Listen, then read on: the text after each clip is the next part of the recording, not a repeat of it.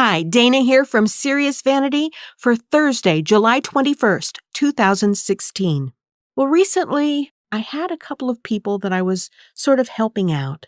One person was having some challenges in regards to a legal issue. They had a non-cooperative person on the other end of it that they really needed information from, and that person was just not budging. And so I said, look, you just need to go to your lawyer, do this, file that, and you're done. I had another situation where a friend of mine was doing some personal discovery, and it really sparked some research that I'd done a couple of years ago. And I found some old links and some old references, and I didn't tell them, you need to read this, you need to do that, and then you'll get it, and then you can stop doing that.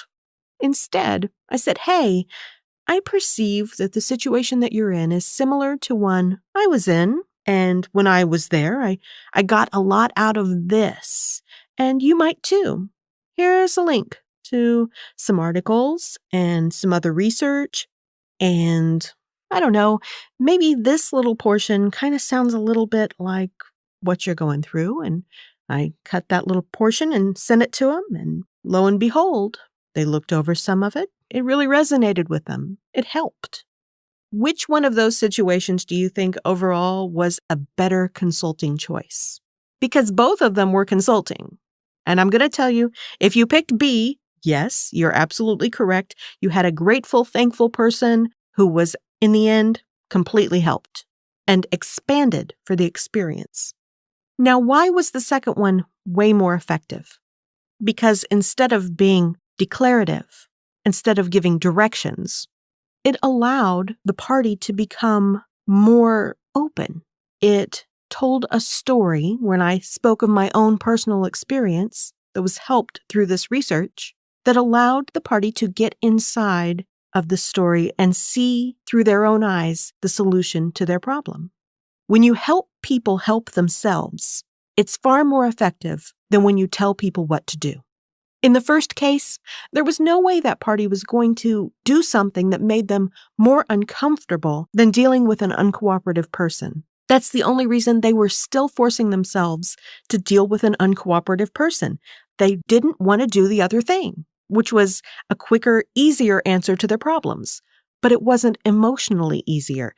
And until they're ready to connect emotionally to that solution, they're not going to do it. And it's really not a good choice for them because they should have total confidence in the decisions they make. And if you're helping them and you're not giving them more confidence in those decisions that they're making, then you're not doing your job. And you might not really know what you're doing because there isn't a real plug and play answer for every problem.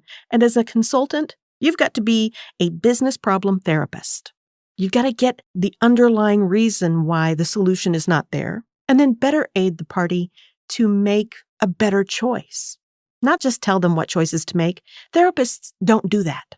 They help you find the reason why you're going to make this choice.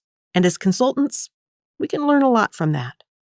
So learn from me and my cautionary tale today of just telling it like it is and instead helping someone create it to be different. Talk to you tomorrow.